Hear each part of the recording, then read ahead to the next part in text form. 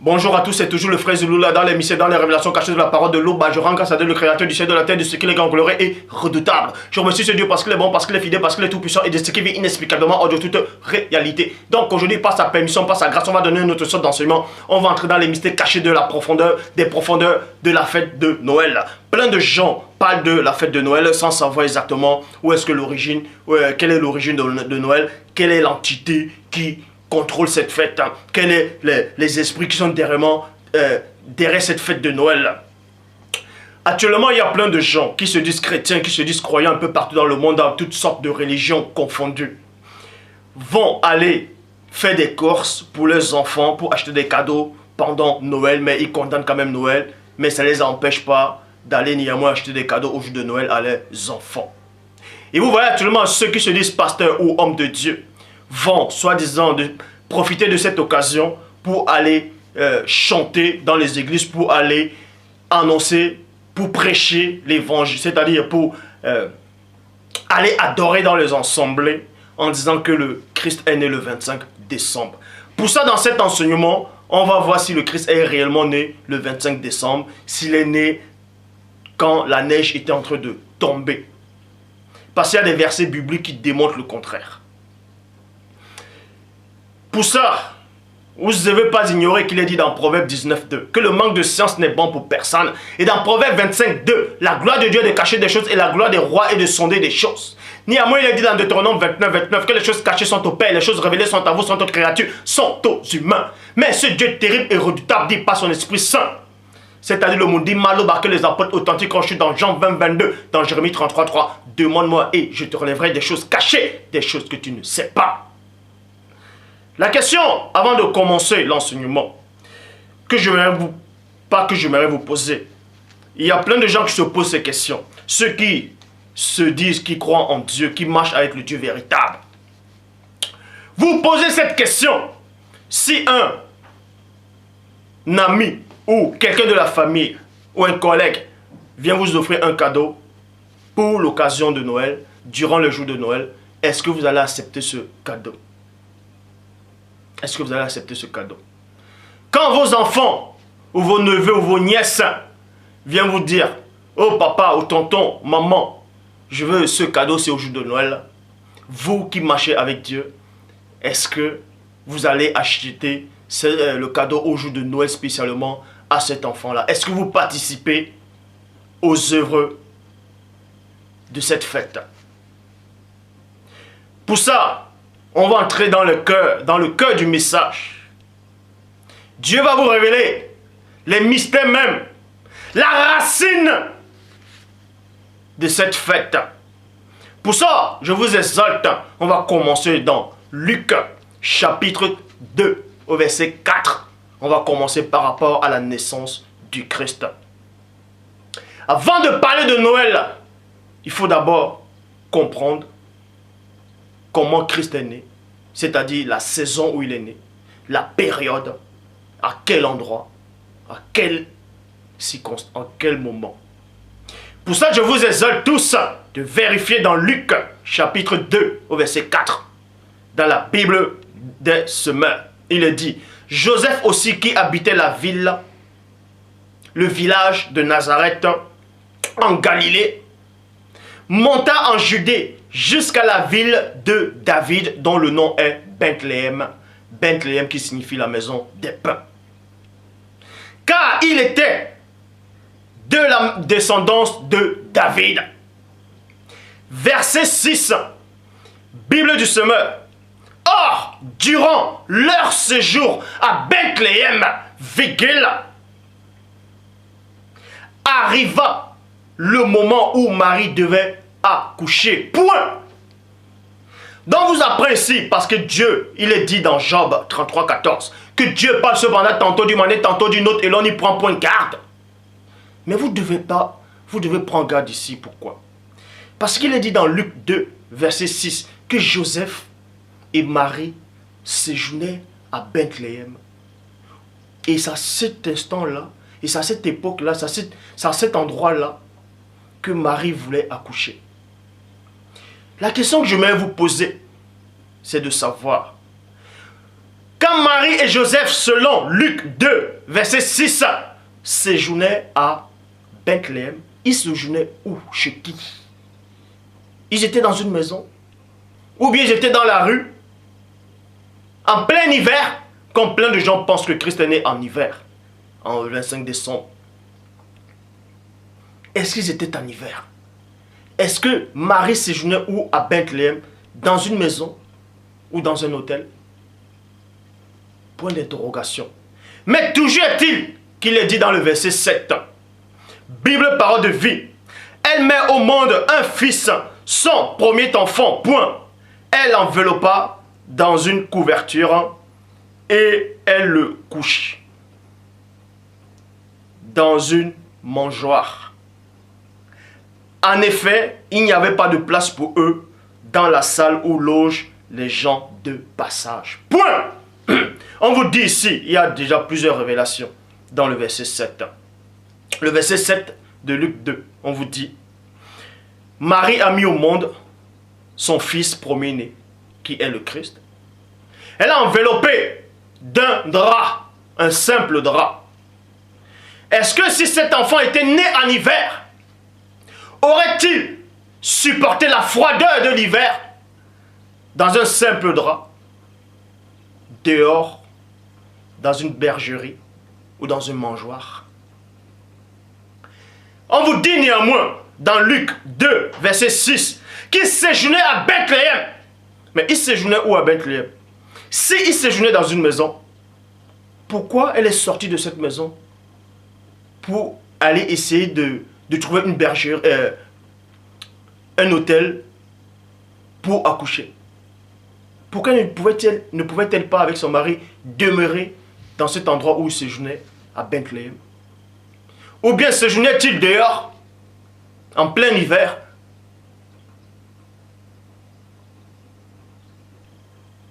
C'est la question que je veux vous poser. Avant de pouvoir parler de Noël, là, il faut comprendre les circonstances de la naissance du Sauveur.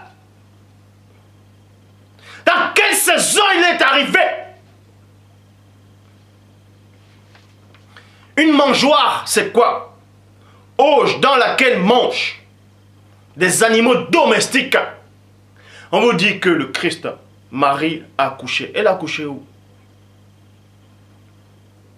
Dans d'autres versions, il est dit dans une bergerie. Et ceux qui vont acheter les cadeaux pour les enfants de Noël, ceux qui regardent l'émission télévisée, ceux qui vont sur Yahoo Google, qui tapent 25 décembre, on vous montre la photo, on vous montre un dessin de soi-disant, de ce sauveur-là, soi-disant qui est né le 25 décembre, ce petit enfant, dans une crèche. On vous dessine un bœuf, un âne. Et on vous montre la neige qui tombe. Quand vous remarquez bien les dessins, on ne voit même pas comment l'enfant est bien couvert. Donc en plein hiver, Marie, sa maman, qui a l'instinct maternel, couvre juste un petit bébé qui vient de naître avec un simple drap en hiver, dans la froideur de l'hiver. Si pour vous, Christ est né le 25 décembre, faites attention.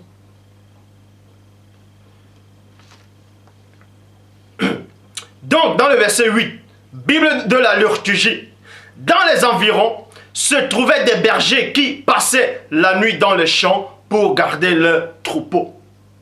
On vous dit dans cette contrée, dans cet endroit-là,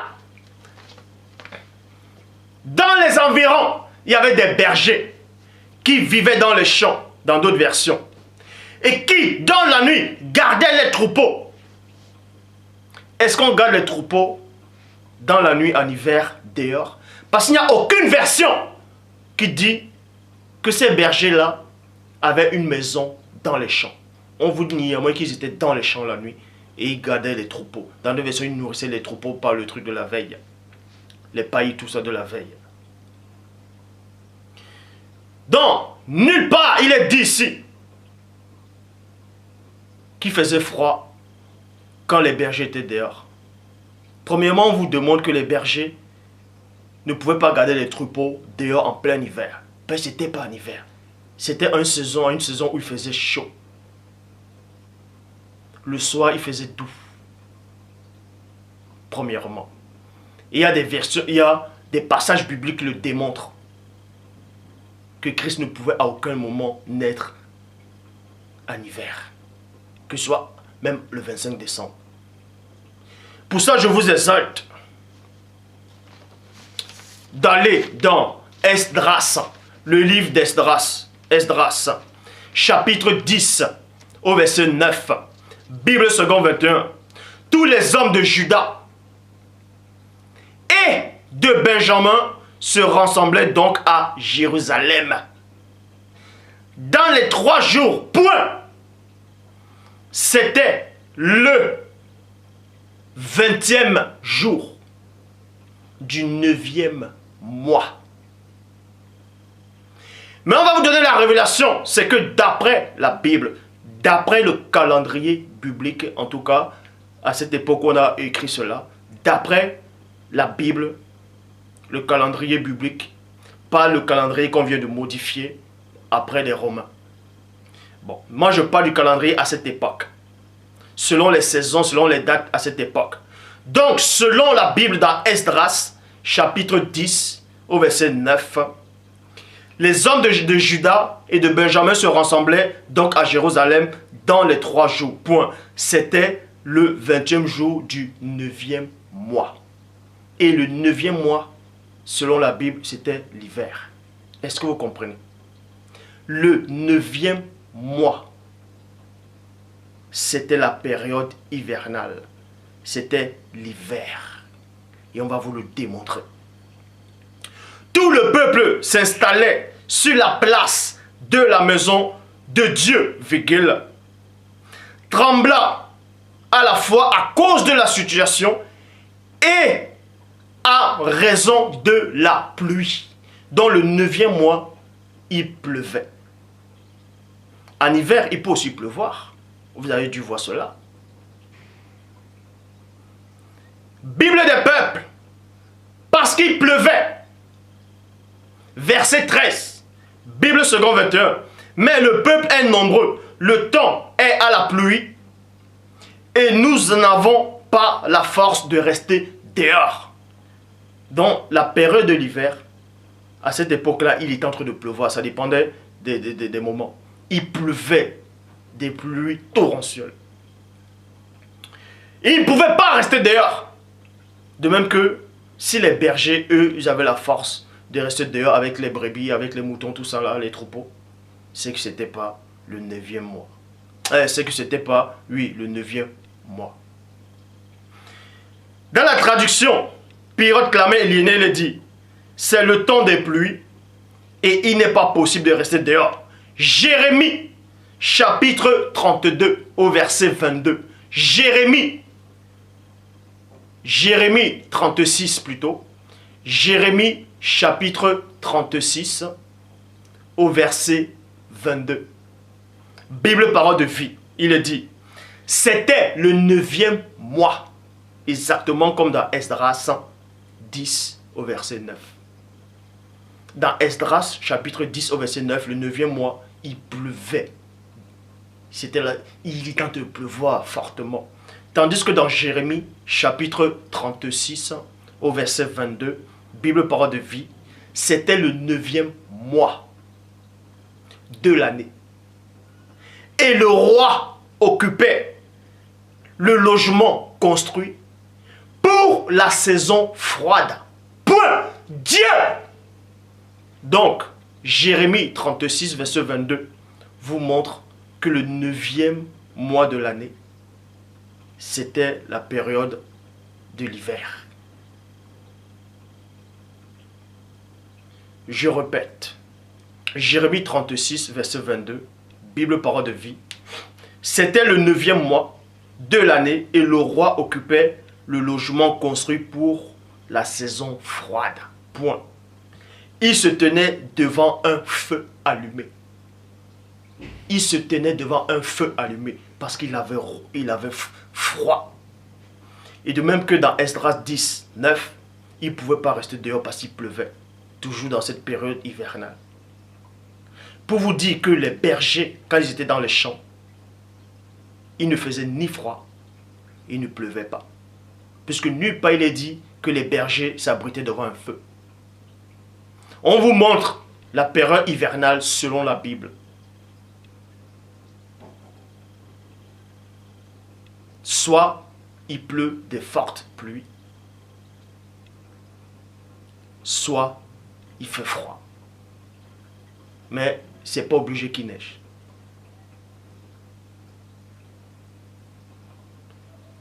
Dans la notion de la naissance du Christ le 25 décembre tombe à l'eau. Le Père se glorifie. Donc avant de venir parler de Noël, là, il faut connaître les saisons, les circonstances, les époques. Luc, chapitre 2, au verset 11. Bible en français courant. Cette nuit, dans la ville de David, est né un sauveur. C'est le Christ, le Seigneur. Point. Donc, l'ange apparut. Il s'est entretenu avec ses bergers. Il a dit, cette nuit, dans la ville de David, est né un sauveur.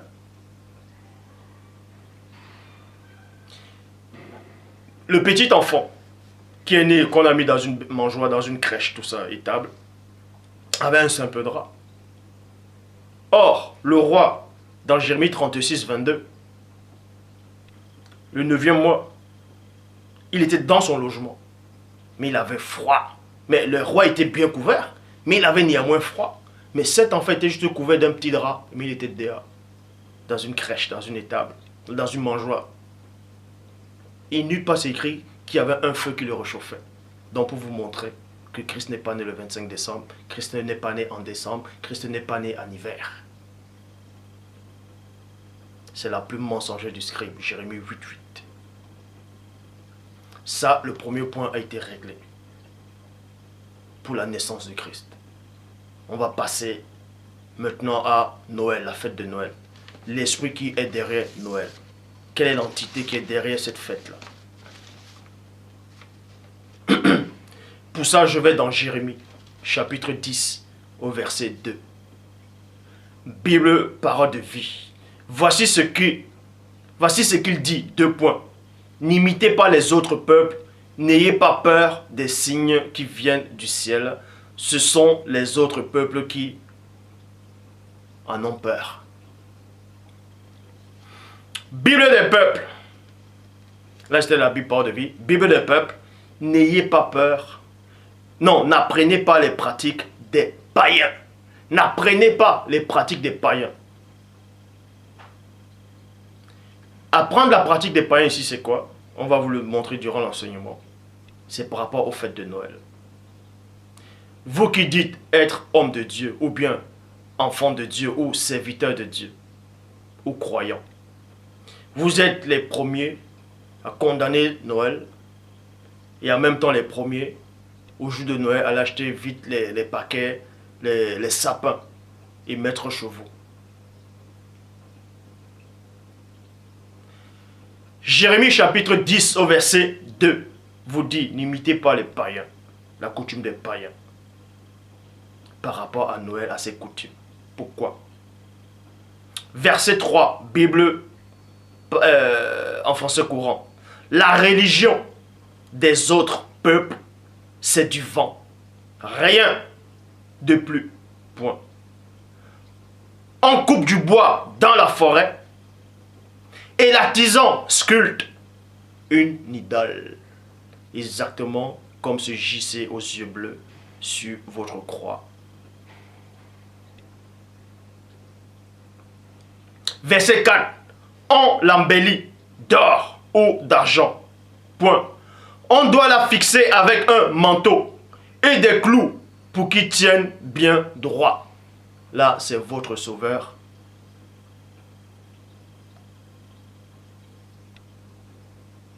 Qu'on a inventé. On a sculpté sur la croix. Et pendant les fêtes de Noël, vous l'associez à Noël. On va vous montrer que c'est normal que vous réussissiez à associer votre faux missile là qui est arrivé soi-disant il y a 2000 ans, avec vos fausses dates, et en hiver. C'est normal que vous l'associez, puisque la Bible aussi, je dis bien la Bible aussi, associe cela. Quand il dit associe cela, vous démontre en fait quelle est l'entité qui est derrière. Donc Jérémie, chapitre 10, verset 4 vous dit quoi? On l'embellit donc d'or et d'argent. Exactement comme chez les catholiques et dans plein d'églises orthodoxes. Bref, il y en a tellement. D'argent. On doit la fixer avec un manteau et des clous pour qu'il tienne bien droit. Donc, on fixe votre idole là, que vous avez inventé. Vous dites que voilà le Fils de Dieu. Ah, voilà le Sauveur. Vous l'appelez JC.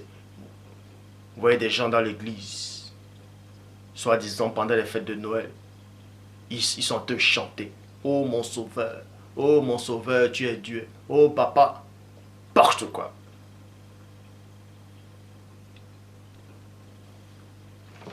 Verset 5, traduction David Martin. On façonne tout droit comme un panier. Je répète, verset 5. Ils sont façonnés tout droit comme un palmier, virgule, comme un palmier, comme un palmier. Et ils ne parlent point, on les porte par nécessité, à cause qu'ils ne peuvent pas marcher. Ne les craignez point, car ils ne font point de mal, et aussi, il n'en est pas en leur pouvoir de faire le bien. Pourquoi on compare ces faux dieux-là avec les palmiers? Et c'est quoi les palmiers? Le palmier, il y a plusieurs sortes de palmiers. Il y a des palmiers connus sous le nom de les palmiers du voyageur. Palmier du voyageur, c'est taillé comme des sapins de Noël. C'est taillé comme les sapins de Noël. Donc on associe déjà ces idoles-là à ces sapins de Noël, exactement comme dans votre époque, vous associez votre Sauveur avec la fête de Noël, le 25 décembre, sapin de Noël, les guirlandes. Donc, les palmiers du voyageur sont taillés comme des sapins, comme ça. Et aussi, et le palmier de Bismarck.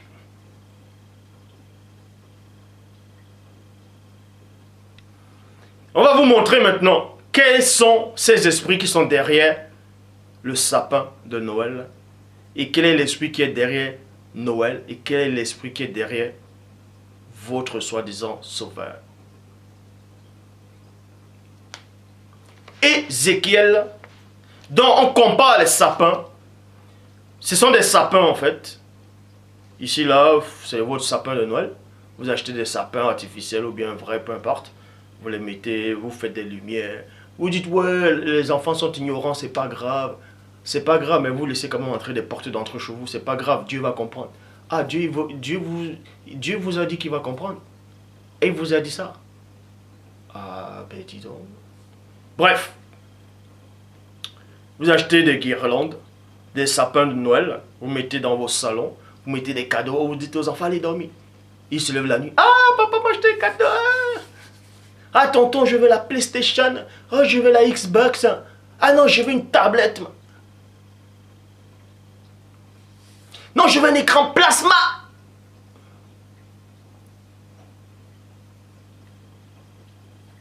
Bref.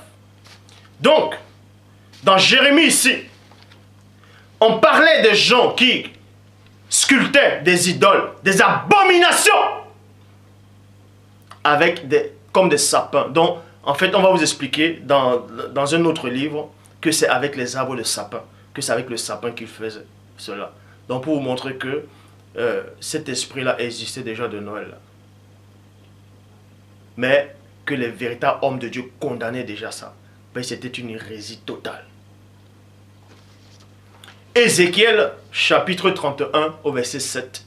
Pour vous montrer qu'en fait, même les esprits, dans le plan spirituel, on peut les considérer comme des arbres. Ézéchiel, chapitre 31, verset 7. Là, c'est le chérubin jadis oint. Bible, parole de vie. C'est un arbre magnifique. Il est haut et grand. Ses branches sont très étendues. En effet, ses racines plongent dans le sol rempli d'eau. Dans le sol rempli d'eau. Verset 8. Traduction David Martin. Là, ici, il est question des esprits. Là, c'est dans le plan spirituel. Mais physiquement, dans le plan physique, dans d'autres versions, on les représente avec certains arbres connus dans le plan humain. Bon. Et dans le verset 8, traduction David Martin, les cèdres qui étaient au jardin de Dieu ne lui ôtaient rien de son lustre. Les sapins. Ah, ça vous surprend là maintenant. Les sapins. Oui, ça c'est les sapins de Noël. Et là, vous devez comprendre ici là que ce sont des esprits en fait. Les sapins n'étaient point pareils à ses branches et les châtaigniers n'égalaient point l'étendue de ses rameaux. Tous les arbres, en fait, vous devez comprendre ici que c'est tous les esprits qui étaient au jardin de Dieu n'ont point été pareils à lui, à sa beauté. Ces arbres-là, on s'adressait aux chérubins jadis oint et à d'autres formes d'existence spirituelle. Ésaïe chapitre 44 au verset 13. Bible annotée de Schaffner, il est dit: le sculpteur étant la règle trace la forme au crayon, la façonne avec le ciseau, la mesure au compas, pas le compas où on danse, avec le compas, et en fait une figure pareille à un homme superbe pour le loger dans une maison. Point. Verset 14, traduction David Martin. Il est dit: il se coupe des cèdres et puis un cypre. Non, on dit ceux qui fabriquent les idoles là, des faux dieux qu'on vous présente, des fausses religions qu'on vous a apportées avec des faux noms. Ils fabriquent les croyances là. Derrière, il y a un esprit qui les domine. C'est un esprit du sapin. C'est un esprit en fait. C'est un esprit. Mais dans ce plan-ci, on le représente sous forme d'arbre. On vous dit ici, dans le verset 14 d'Ésaïe 44, il se coupe des cèdres et prend un cypre. Et les cypres, selon la Bible, c'est un sapin. On va vous le démontrer dans un autre livre. Et prend un cypre, c'est-à-dire un sapin ou un chêne, qu'il a laissé cloître parmi les arbres de la forêt. Il plante un chêne et la pluie fait croître. Ézéchiel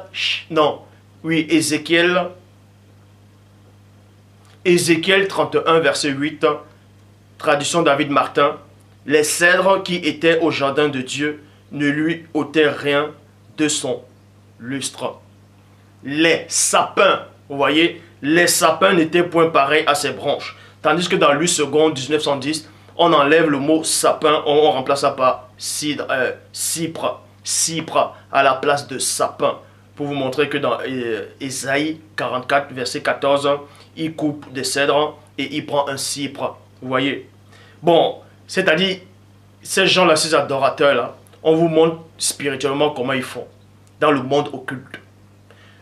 Que vos faux dieux-là sont liés à un esprit de sapin de Noël, à une entité qui est derrière cet arbre-là, connu, en tout cas ici, là, par le nom de sapin. Ésaïe 44, au verset 15, traduction Abbé Filion. Ces arbres, vous voyez, en gros, sont des sapins. Ces arbres servent à l'homme pour brûler, et il prend et il se réchauffe, et il se chauffe, il en met au feu pour cuire du pain, et de ce qui reste, il fait un Dieu. Il fait un Dieu. Et l'adore. Il en fait une image devant laquelle il se prosterne devant laquelle il se prosterne. Verset 16, Bible, nouvelle Bible seconde, il dit, il jette au feu la moitié de son bois. Avec la moitié, il va pouvoir manger de la viande. Il cuit un rôti et se rassasie. Il se chauffe aussi et dit, ha ha, je me chauffe, je vois les flammes. Vous voyez? Je me chauffe, je vois les flammes. Verset 17, traduction Abbé Crampon. De ce qui reste, il fait son Dieu, son idole, en se prosternant devant elle, devant laquelle il prie en disant, délivre-moi, car tu es mon Dieu. Vous voyez, ces gens qui vont prier, soi-disant à Noël, ils sont là, JC, sauve-moi, ils sont là, devant la croix, ils pensent à ce Borgia, à ce personnage qu'on a inventé. On vous dit, le Sauveur est arrivé il y a 2000 ans, n'importe quoi, il n'y a aucun, je dis bien, aucun livre, aucun passage biblique qui dit que Christ est arrivé il y a 2000 ans. Et c'est les mêmes gens qui disent qu'il est arrivé à 2000 ans, qui disent aussi qu'il est né le 25 décembre. J'ai démontré, selon la Bible, que Christ ne pouvait pas naître en décembre. Et que le sapin de Noël, tout ça là, sont des trucs diaboliques. Ce sont des esprits qui sont derrière. Et la parole condamne ça. Verset 18. Bible, parole de vie. Ces gens-là ne savent rien. Dans d'autres versions, ils n'ont aucune connaissance. Ils ne comprennent rien. En effet, les yeux et les esprits sont bouchés. Et ils ne peuvent pas comprendre. Ils ne peuvent pas comprendre. Là, la parole vient de démontrer que Noël n'est pas une fête à l'honneur du vrai Christ. Parce que la fête de Noël, ici, se base par rapport à la naissance du Christ, le 25 décembre. Et bibliquement, on vous a démontré que Christ ne pouvait pas naître le 25 décembre ni en hiver. Donc, cette fête-là est déjà un mensonge. Est déjà un mensonge. Ce n'est pas pour l'honneur du vrai Christ. C'est un mensonge. Et si vous célébrez une fête qui est basée sur un mensonge, c'est que vous-même vous êtes dans le mensonge. Vous tolérez le mensonge. Et le père du mensonge, c'est le diable. Maintenant, plein de gens, plein d'entre vous, vous allez me poser la question. Si donc, votre enfant vous demande, est-ce que vous pouvez offrir des cadeaux à vos enfants au jour de Noël? Ou bien, est-ce qu'on peut vous offrir, si on vous offre un cadeau au jour de Noël, est-ce que vous allez accepter ou bien dire non? Tout ce que moi je peux vous répondre, c'est quoi? C'est que selon la Bible, quand Christ est né, les mages d'Orient sont venus avec des présents, des cadeaux pour offrir à l'enfant. Mais l'enfant était tellement petit, il ne pouvait pas prendre. Et nulle part c'est écrit que Marie, sa maman, et Joseph, son papa adoptif, ont refusé les présents. Le Père s'est encore glorifié.